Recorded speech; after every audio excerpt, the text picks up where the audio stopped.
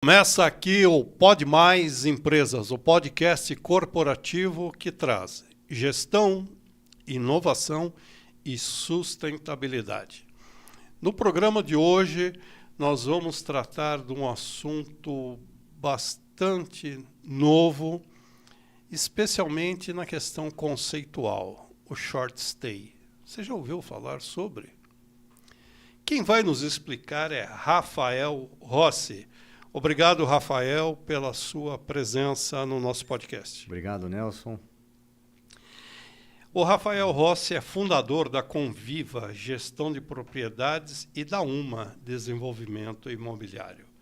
Ele é graduado em Economia pela USP e é MBA em Administração pela GV. Rafael, começando do básico, quais são as vantagens de se terceirizar o aluguel de um apartamento hoje em dia? As vantagens são diversas, né? Entre elas, acho que as duas mais importantes é o saber fazer e a economia de tempo. O proprietário do imóvel que compra o imóvel para investir, geralmente são apartamentos pequenos de 1 ou até 2 quartos, né? Isso no modelo de locação de curta temporada ou short stay em inglês. Ele não é do ramo, tá certo? E todo o ramo tem as suas peculiaridades, tem os seus segredos, tem que saber fazer. Então, junto com o Airbnb e outras plataformas de locação online, surgiram administradoras ou gestoras profissionais, né, de locações de curto prazo. Então, porque para fazer locação de um único apartamento deve ser complicadíssimo, né? Você tem que fazer... Dá bastante trabalho, né? A gente gosta de dizer que 80% do trabalho advém de 20% das locações, né? Tem muitas locações que é muito fácil administrar, agora tem umas que dão muito trabalho, né? Aliás, isso é recorrente em outros mercados também, tudo né? Na vida. Não só na locação. Sem dúvida. Às vezes o pessoal que trabalha com vendas costuma dizer, cara, presta atenção, o cliente pequeno, o cliente grande dá o mesmo trabalho. É isso aí. A diferença é o resultado, né? Mas as vantagens de uma gestora profissional é que a gente tem equipe especializada primeiro em cuidar da precificação do imóvel, né? Que não é algo tão trivial.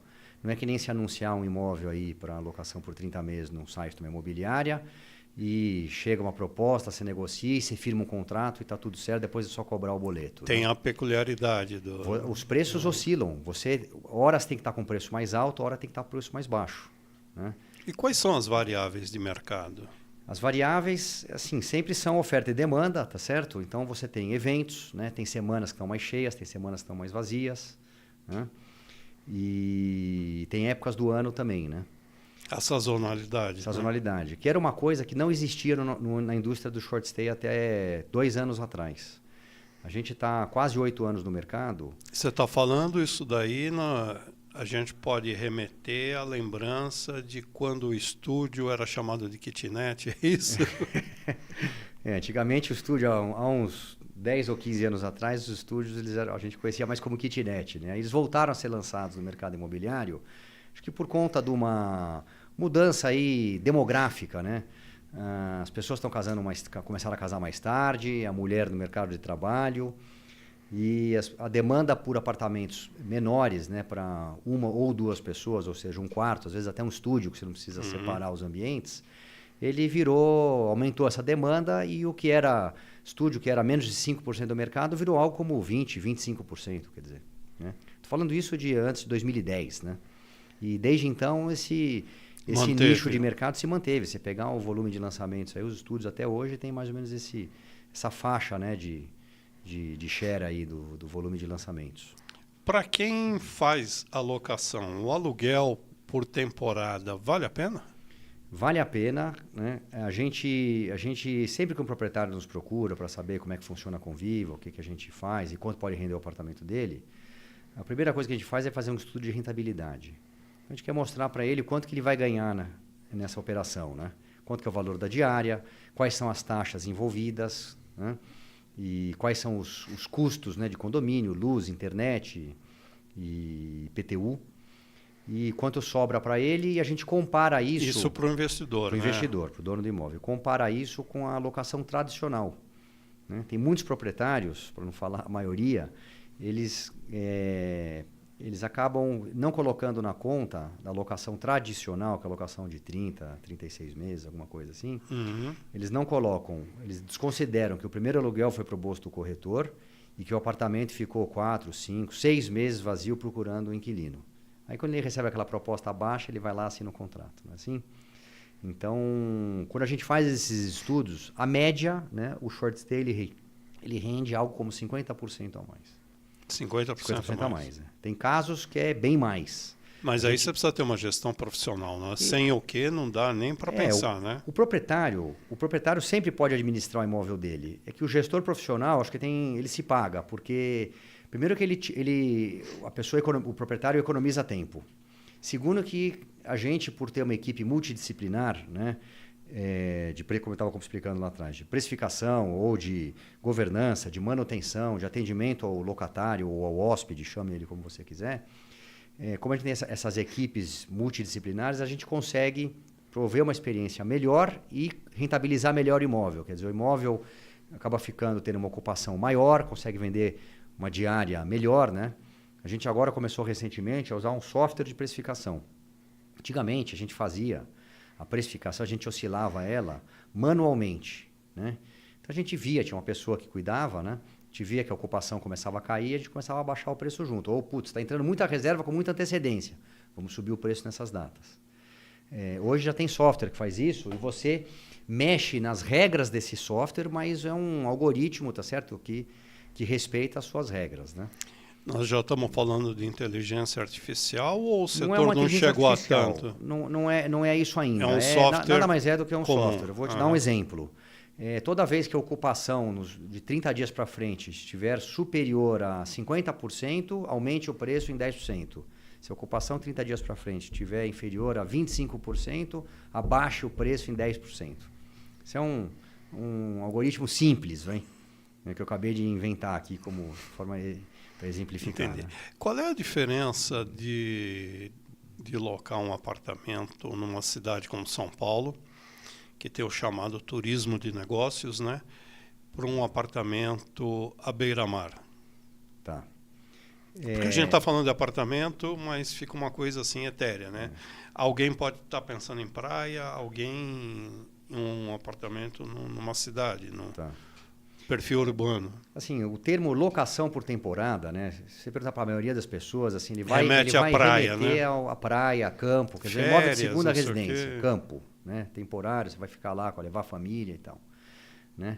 Por quê? Porque até a invenção do Airbnb, né, tinha muita fricção nessa locação de imóvel urbano, leia-se, ticket baixo, né? Então, é uma locação com valor pequeno, vamos dizer que a diária seja R$200, a pessoa vai alugar um apartamento por 3 dias. Vai pagar R$600 mais a taxa de limpeza. Né? Quem que vai querer intermediar isso? Né? Tem que ser meio que por indicação, não é tão trivial. Existia, mas numa escala muito reduzida. Depois que tiraram a fricção disso através dessa relação online, né? Então você anuncia o imóvel online, já tem o meio de pagamento, o contrato é a própria adesão à criação do teu perfil no site, né? Você não assina um contrato de fato, paga com cartão de crédito, ficou uma coisa muito fácil, é que nem comprar uma caneta online, uma televisão online, qualquer coisa que você compra num site aí que vende produtos, tá certo? E tem segurança e tal. O short stay arrumou uma briga boa com os hotéis? O short stay, essa é uma boa pergunta, eu acho que é uma pergunta que tem 2 lados, né? E eu gosto de comparar essa história com a história do Uber, né? O Uber, então vamos a ela. O Uber, há muitos anos atrás, todo mundo pensou assim, bom, o Uber vai acabar com o táxi, né? Porque é um carro particular, não tem que ter autorização da prefeitura, ele vem na porta da tua casa, chama pelo celular. O que isso fez num segundo momento? No primeiro momento, sim, né? Ele tomou o mercado do táxi. Num segundo momento, a experiência os taxistas começaram a usar os aplicativos de táxi. Tem diversos, tá certo? Quer dizer, a experiência como um todo melhorou. A tal ponto que pessoas que tinham carro, venderam seus carros para andar de Uber ou de táxi, porque você não tem que mais esticar o braço lá na rua, correr o risco de ser assaltado, chuva, você não sabe quando é que o táxi passa. aquela experiência toda, para uma coisa mais previsível. E se para, né? Hã? Se ele passa e para, né? Aí tem que parar também. Então, essa experiência foi, vamos dizer, foi melhorada, né, ao ponto que novas pessoas que não usavam táxi ou Uber com tanta frequência passaram a usar. Quer dizer, então eu entendo que houve uma, vamos dizer, uma melhora, né, um aumento dessa base de usuários. Até jovens que, né, ou não tem mais tanta vontade de tirar a carta de repente porque ficou muito fácil andar de Uber ou de próprio táxi. Então, assim, fazendo paralelo agora com o short stay, eu acho que o short stay, ele tem uma... Qual que é a comparação dele com a hotelaria tradicional? Você aluga um imóvel com um espaço muito bom, às vezes maior ou muito bem decorado, às vezes em regiões que não tem oferta hoteleira e por uma fração do preço. Então você fala, poxa, mas então isso aí vai matar o hotel? Não, porque o hotel tem serviços. O hotel tem concierge, carregador de mala, tem café da manhã, tem cozinha, né? Tem restaurante no empreendimento, né? O apartamento é mais para a pessoa que não quer todos aqueles serviços, quer cozinha, às vezes quer 2 quartos, vai viajar com um filho pequeno, precisa esquentar a comida da criança, né? E por um preço menor, quer dizer, então... São necessidades específicas, ou seja, o short stay encontrou um mercado que já tinha florescido e necessitava desse produto? Sim, tanto é que o Airbnb foi um sucesso no mundo inteiro, né? E qual é a diferença do Airbnb para aquilo que você faz hoje?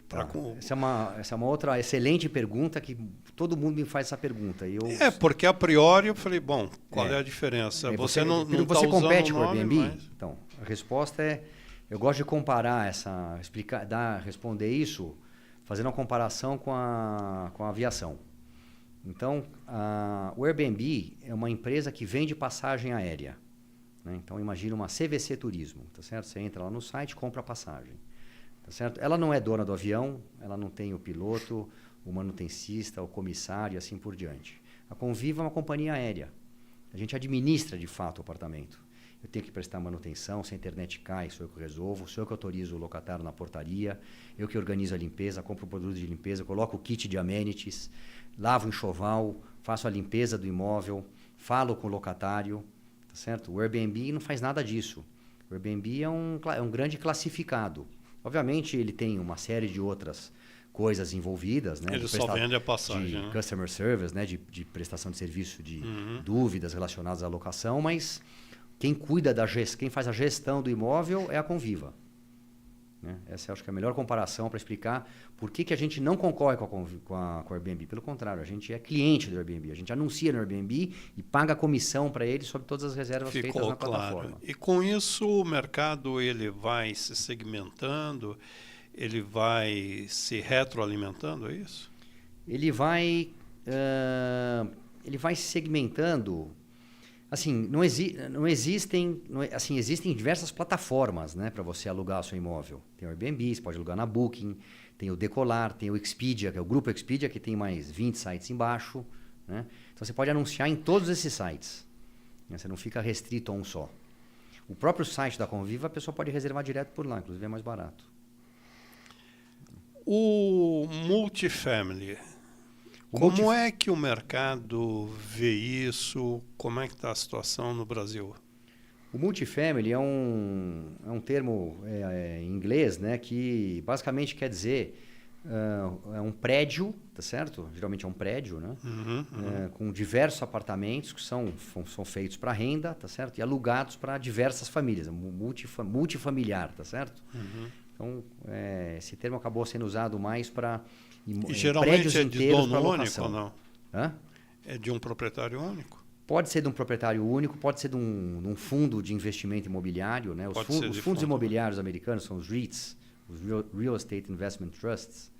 Eles são gigantescos, uma classe de ativo gigantesca. Tem, sei lá, acho que 2, 3 trilhões de dólares em fundo imobiliário nos Estados Unidos. E a maior parte desses fundos é de residencial, né? E aqui no Brasil, os fundos imobiliários, hoje tem mais investidor em fundo imobiliário do que CPF na Bolsa. Acho que tem algo como 2 ou 3 milhões de cotistas aí de fundos imobiliários. A Bolsa acho que tem 2 milhões, alguma coisa assim. E, então, enfim, o prédio, né, esses prédios lá fora, geralmente são de propriedade de fundos imobiliários e tem empresas também enormes, né? Tem empresas nos Estados Unidos que aí não faz só short stay, faz locação tradicional. Eles administram algo como 850 mil imóveis. Aí são coisas muito grandes, né? Mas o multifamily, ele tem alguma dificuldade no Brasil, sempre a taxa de juro, né? O nosso comparativo, acaba sendo impeditivo. Qualquer investimento sempre é a remuneração que o governo paga para financiar a dívida pública, né? Então, e pelo jeito vai continuar pagando. Pelo jeito vai continuar. Então essa é a dificuldade, né? Mas, por outro lado, os fundos imobiliários, eles, quando você fala em renda, por que alguém compra um imóvel e não empresta dinheiro para o governo? Você pode emprestar dinheiro para o governo, por hipótese, 1% ao mês, o imóvel rende meio. Né? Onde que está a mágica? A mágica está na valorização do ativo. Né? Então, você fala, poxa, eu ganho 6% ao ano, 7%, 8%, 9% ao ano. E tem mais liquidez também. O imóvel, e só que eu tenho a valorização do ativo ao longo do tempo. Né? E tem estudos que mostram que o imóvel valoriza inflação mais 2% ao ano, mais ou menos. Tem um estudo de uns 10 anos atrás, da FIP-ZAP, que mostrava isso, era inflação mais 1,8% ao ano. Né? Então, isso é regra geral para imóveis novos? É uma média Brasil nos últimos 40 anos, quando o estudo foi feito. Tá. Então, eu acho que é razoável você dizer que o teu imóvel vai valorizar o que você ganha na locação mais a inflação. Acho que é um bom número. Então, acho que isso tem que ser comparado não com uma renda fixa, mas com uma NTN-B. A NTN-B é um título público que paga, né, inflação, IPCA, mais um spread, né, mais 5% ao ano, alguma coisa assim. Então, acho que é razoável o investidor querer ganhar mais do que 5% ao ano com o imóvel, até porque ele tem algumas, vamos dizer, alguns pedágios no meio do caminho. Para você vender imóvel, você tem que pagar comissão, tá certo? Tem algumas coisas que, às vezes... Você também tem no título público, né? Que você vai vender um título no balcão, no mercado, você também tem que pagar comissão. Mas faz parte do negócio. Né? No caso a gente está falando assim o melhor dos mundos, né? O que funciona, o que é moderno, nós estamos falando uma linguagem atual. Mas aquele investidor mais tradicional, ele tem algum tipo de receio de fazer essa operação do short stay? Tem receio porque a gente não controla quem entra no imóvel. Eu não estou alugando o seu apartamento para um amigo. Eu estou alugando para alguém que entrou na internet e alugou o apartamento num site de reservas. Tão simples quanto isso. Então, se o pessoal vai fazer uma pequena farra... Então, aí tem jeitos de controlar isso. Né? Como, por exemplo, mas a priori pedir cópia do documento de todo mundo que entra no apartamento para você autorizar na portaria do prédio. Essa é a primeira barreira. Né? E funciona isso? Funciona e assim, eu acho que o short stay, quando a gente fala que ele rende 50% a mais do que a locação tradicional, a gente já coloca nessa conta uma verba para manutenção. Porque sim, quebra copo, mancha sofá, você tem que higienizar sofá, tapete, né? O enxoval tem vida útil. Tudo isso tem que ser colocado na conta. A gente não pode se enganar. O negócio tem que ser rentável de verdade. Né? Então, vou te dar alguns números, tá? Você pegar um apartamento na Vila Mariana, pegar um apartamento pequeno, você vai alugar ele por R$3.000 por mês, alguma coisa assim. Esse apartamento pode render no short stay 8 mil por mês. Você fala, poxa, então é maravilhoso. Então, mas você tem custos que você não tem na locação tradicional. Né? Então, que tipo de custos que vão incidir? Os custos que incidem, o primeiro deles é a taxa de limpeza. Né? Depois você tem a comissão do Airbnb, ou o que a gente chama de OTA. OTA é a Online Travel Agency, né? É a agência de turismo online. Né? São esses sites de reserva que eu já citei. Então, você tem a comissão desses caras, que é mais ou menos 15%. Você tem o fee de gestão da Conviva, que depende do tamanho do apartamento, mas pode ser algo como 10% a 20%, em média. Né? E quanto maior o apartamento, menor a taxa. Né? E depois você tem condomínio, IPTU, luz e internet. Né? Então, condomínio, mais ou menos entre 15 e 25 reais o metro quadrado. Né? O IPTU, entre 5 e 8, alguma coisa assim. Acho que é um bom chute. Depois, em luz, uns 150 reais para um apartamento pequeno. Internet, Hoje em dia a gente nem coloca mais televisão a cabo nos apartamentos e as pessoas não reclamam. Isso começou, acho que faz uns 2 anos, um proprietário, 2, 3 anos, o proprietário falou assim, eu não vou colocar televisão a cabo, só internet. Eu falei, teu apartamento não vai alugar, porque as pessoas custa R$30 a mais. Ele falou, eu não quero colocar. Aí eu falei, bom, vamos fazer um teste, né? Ninguém reclama. Hoje em dia tem todo TV mundo... aberta, é tudo YouTube, Netflix, você tem que ter uma baita internet. Se a internet cai, é instantâneo, o cara já quer cancelar a reserva, quer uma compensação, é imediato. Internet é que nem oxigênio. Vamos falar mais sobre isso no segundo bloco. Nós estamos encerrando o primeiro bloco aqui e voltamos já já. O portal Empresas e Negócios traz 45 mil oportunidades. E agora, 45.001. Tamo junto, Pode Mais. Siga-nos nas redes sociais. Voltamos ao segundo bloco com Rafael Rossi. Nós estamos falando de short stay. O aluguel por temporada. No encerramento do primeiro bloco, falávamos a respeito de internet, que eventualmente pode cair, pode dar problema, ela pode ter soluços. E aí, como é que vocês administram o caos? Porque sem internet tudo vira caos hoje em dia, né? Internet é a coisa mais importante do apartamento. Mais importante do que qualquer outra coisa. Do que coisa. o chuveiro, do que o colchão, a vista. Sem internet, né? Fica sem telefone por um dia, aí eu quero ver, se a gente não aguenta. Então, acontece, os provedores de internet têm oscilação de sinal e a gente tem um procedimento, né? Primeiro aquela coisa básica, né? Tira o modem da tomada, espera 10 segundos, reconecta, procura outra rede, às vezes já tem a rede 2G, 5G, né? No limite, se não consegue, você tem que ver um técnico, tem que agendar um chamado e com um técnico ele vai lá ver o que está acontecendo. Vocês têm linha direta com alguém que, no caso, dê um pau geral aí? Eu digo assim, por exemplo, você pega um prédio inteiro. Temos. Por exemplo, a gente administra um prédio inteiro em Moema, o Multifamily, são 95 apartamentos. Então lá a gente tem um contrato com uma empresa provedora de internet com atendimento especial, tem um sistema de backup com rádio, aí lá... 95 apartamentos. 95 apartamentos. E a probabilidade de dar uma ziquezira em deles é grande, né? E dá, porque é normal, porque as coisas quebram. E quando dá, você tem que resolver rápido, tá certo? Porque se você não resolve, o seu locatário já quer cancelar a reserva, ele quer um desconto na estadia. Faz parte, tá certo? E aí você tem que lidar com isso. E você tem locatários que são mais fáceis de lidar e outros que são mais difíceis. É normal, atendimento ao cliente é isso. Sim, aí faz parte do jogo. Dia a dia, né? É o dia a né? dia. E para vocês, tem alguém específico, algum técnico específico que orienta, que pode fazer a gente tem mais contato... Um atendimento remoto, por exemplo? Não, a gente tem equipe de facilities, né, de manutenção nossa, tá certo? Própria. Mas ele não é propriamente um técnico de internet. Quando esses problemas de internet acontecem, que a gente não consegue resolver pelo telefone, né, o pessoal de hospitalidade nosso passa essas instruções, a gente já tem um guia pronto, né, eles passam isso com o locatário. Se não resolver, tem que abrir o chamado na operadora de telefonia, não tem jeito. Mas aí é o que você faria na sua empresa ou na sua casa, isso, né? normal. O teu dia a dia de trabalho. Vamos falar um pouquinho de decoração. As pessoas, às vezes, elas são tocadas por aspectos que nem sempre são visíveis, né? O fator decoração, ele pode ser decisivo na locação de um imóvel, ele tem alguma influência no preço? Tem, total. Eu vou fazer um seguinte exercício mental com você. Você está procurando um apartamento, então você pode procurar ele por bairro, por datas disponíveis, por preço, quantidade de quartos e assim por diante.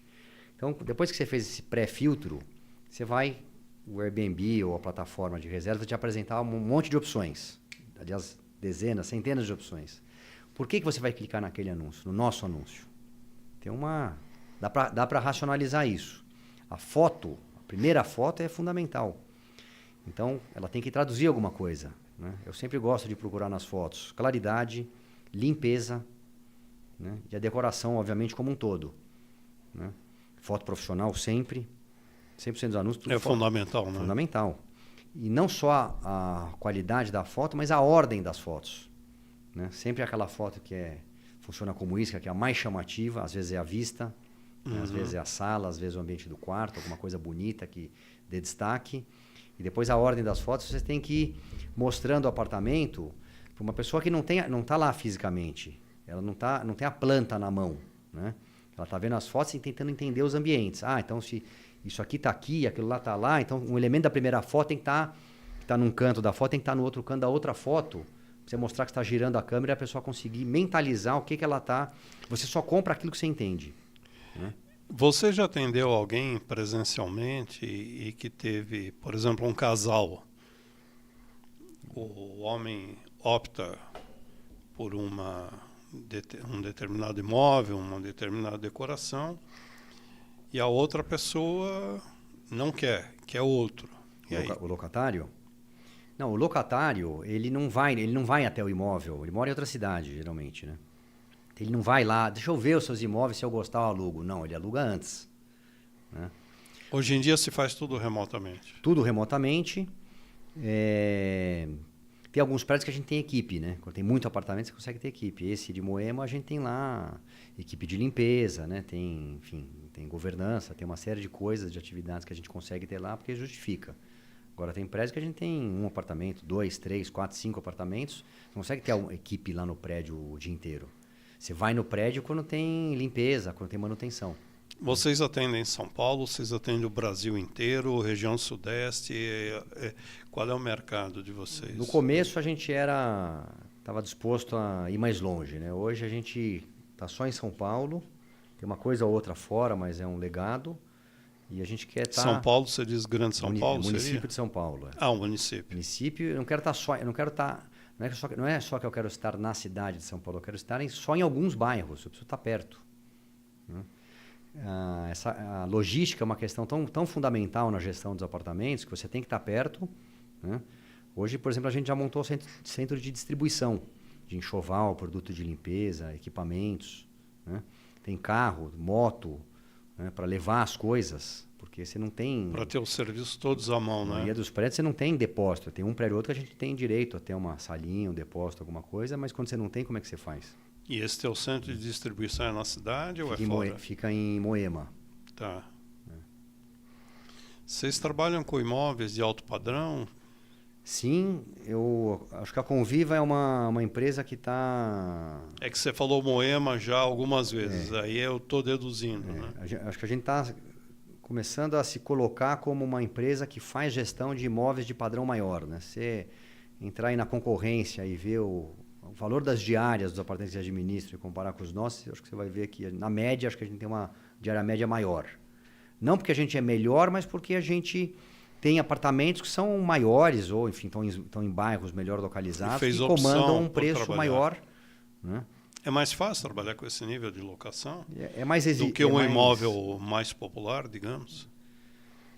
Para a gestão da coisa. Eu não sei se dá para dizer que ele é mais exigente, viu? Porque você tem cliente exigente em toda a faixa de preço, né?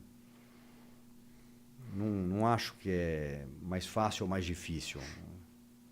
Isso tem aquele sistema de aluguel garantido? Como é que funciona? Olha, a gente já fez contratos assim, né? Eu não acho que esse é um modelo bom. Eu acho que Qual é a garantia que o proprietário tem de que ele efetivamente vai receber? Vai ter aquele rendimento que a Conviva projetou. Isso. Quando a gente faz uma projeção de rendimento, né, a gente tenta ser o mais realista possível. Porque se eu prometer um número que é muito alto, o cara vem para cá e depois ele se frustra e vai embora, né? Ou se eu prometer um rendimento muito baixo, ele nem vem para cá. Então a gente tenta ser o mais realista possível. Aí é a sua formação em economia cai como uma luva, não é isso? Tem que ter. E não é tão trivial de fazer isso, porque quando você vai para a indústria hoteleira, você tem bairro, você tem classe de hotel, um pouco o tamanho de quarto, né? Você tem categorias. Na indústria do short stay, cada apartamento é de um jeito, né? Obviamente você tem apartamentos similares, mas as decorações variam muito. Então, não tem negócio, esse aqui é 4 estrelas, 3 estrelas, 2, não existe isso. Então, nem sempre... Vou dar um exemplo. Você pegar um estúdio, tem estúdio que você não tem cozinha, tem uma pequena cozinha, né? Uma bancada com uma geladeira, às vezes tem um cooktop ou micro-ondas, etc. e tal, às vezes você nota bem, não tem onde sentar para comer. Eita. Mas como que é? Pois é assim. Tem É estúdio de assim. 20 metros quadrados, né? Que não tem. Então, isso acaba... depois que você começa a operar o apartamento, você começa a ver que você não consegue cobrar uma diária tão alta, né? Quando você começa a entender, você fala, puxa, é verdade, esse apartamento não tem isso. Às vezes o apartamento é um pouquinho maior, tem uma mesinha, às vezes tem a qualidade da planta, depende de uma série de coisas. Né? A gente falou do perrengue da internet, que isso pode acontecer em qualquer lugar do mundo, evidentemente. Mas nós estamos falando especificamente da cidade de São Paulo, que é onde você tem o seu trabalho. Como é que fica a questão da segurança? Por falar em perrengue, né? Como é que vocês administram ansiedades de proprietário, de locador e locatário, digamos, com essa questão da segurança? Olha, a gente teve... Porque não é um fator que está sob domínio de vocês, né? Vocês não têm controle sobre segurança pública, por exemplo. Zero, né? Isso. A gente teve um roubo uma vez num apartamento, um ladrão de galinha. Ele entrou lá com uma malinha de mão e roubou lá prato, lençol, livros. Deu um pequeno prejuízo. Foi isso em acho que 7 ou 8 anos de operação. Nossa. Bom, eu já ouvi histórias aí, mas eu acho que é a exceção da exceção Podem da exceção. ter lendas urbanas e aí não, desconsidera. existe, tudo existe. Né? Agora você tem que ver qual que é a frequência que isso acontece. Né? Então a gente teve. Então, a experiência de vocês é bem tranquila. Isso não é um problema. O fato de vocês estarem na cidade de São Paulo os credencia a trabalhar em qualquer capital? Eu acho que essencialmente a operação é a mesma, né? Dificuldade você tem que ter sistema. Para você anunciar em múltiplas plataformas, você tem que ter um sistema que sincronize os calendários, que facilite a gestão da precificação. Né? Você tem que ter uma ferramenta de comunicação boa com o seu locatário, porque às vezes ele quer falar pelo WhatsApp, às vezes é e-mail, telefone. Né? Você tem que ter alguma ferramenta para centralizar e organizar tudo isso em equipes com diversos turnos de atendimento, para saber, né, ter o histórico daquela situação. E qual é o tamanho do seu time hoje?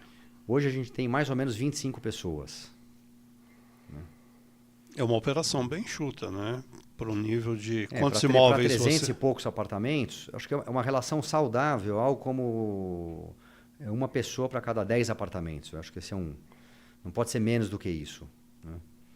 Porque o FII que a Conviva cobra, né, que a concorrência cobra, você não consegue cobrar um FII tão alto. O proprietário não está disposto. Tem um limite, chega muito acima daquilo lá, ele não quer, ele prefere ele mesmo administrar, porque senão sobra muito pouco para ele. E como é que é a concorrência na área que você atua?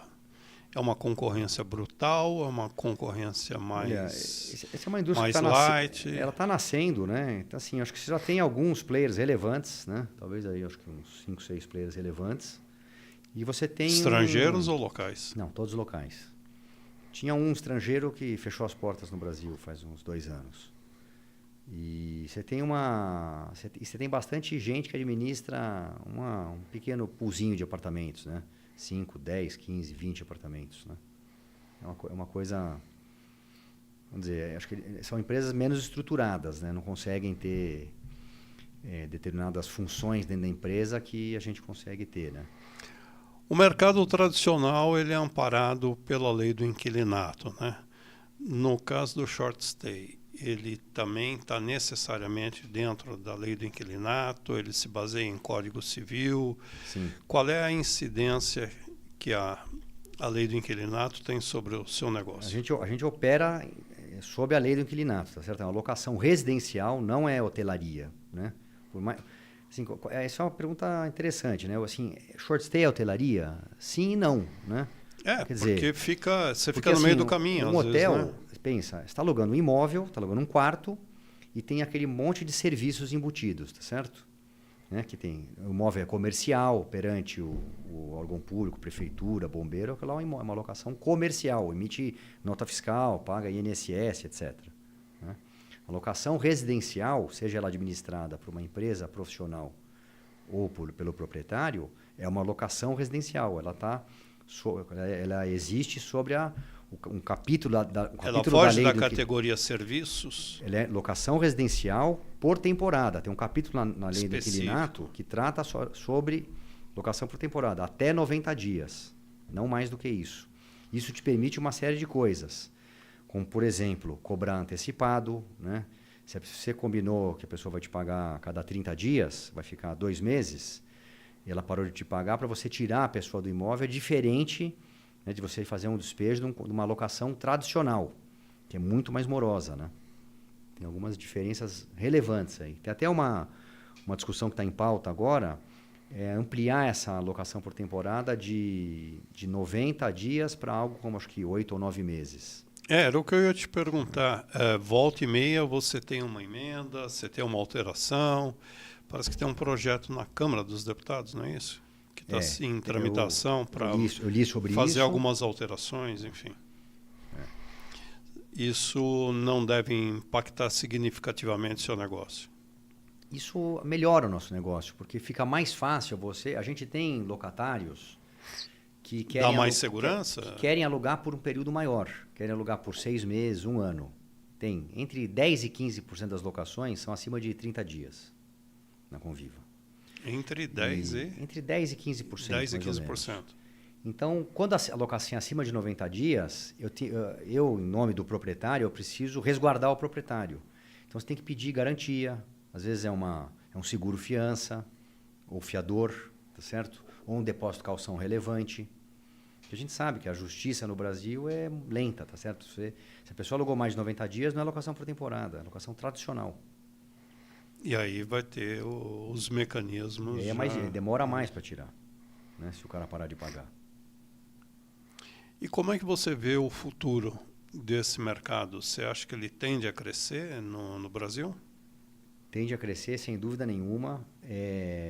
Como eu estava te dizendo, tem algumas coisas que a gente começa a falar e não termina, né?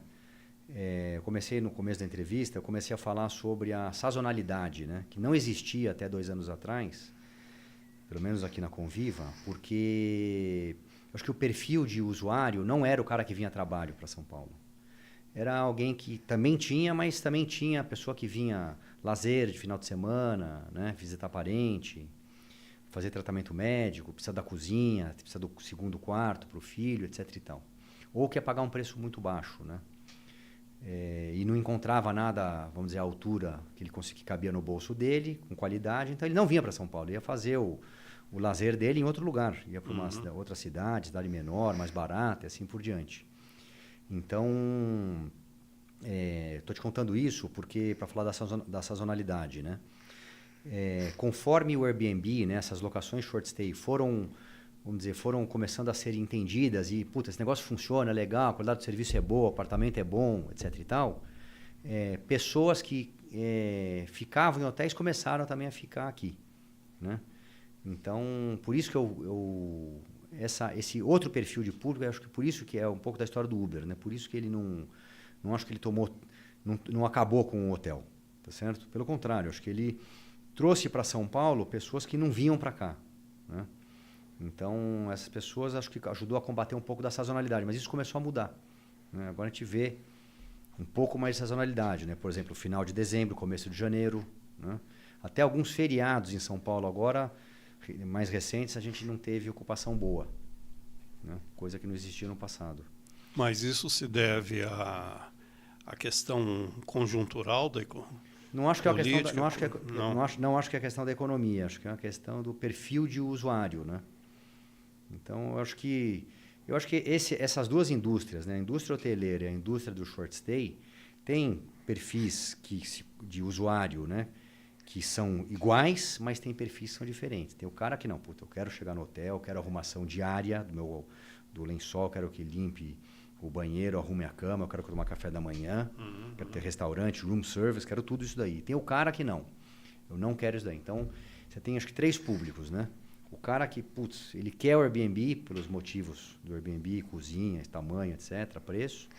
E o cara do hotel, pelos motivos que eu expliquei. E o que topa as duas coisas, dependendo do momento, né? É É isso, Rafael. Muitíssimo obrigado pela sua presença. Nós acabamos tendo uma aula aqui de short stay, mercado de locação, tradicional, não tradicional, hotéis, pontos convergentes, divergentes, enfim. Para quem quiser acessar a Conviva, em que redes sociais vocês estão? Pode deixar um endereço, por favor? convivastay.com.br ou no Instagram também, tem nosso Instagram, que é o conviva.stay. Falamos com Rafael Rossi, o fundador da Conviva. Obrigado novamente, bons negócios para você. Obrigado, Nelson. Um prazer estar aqui.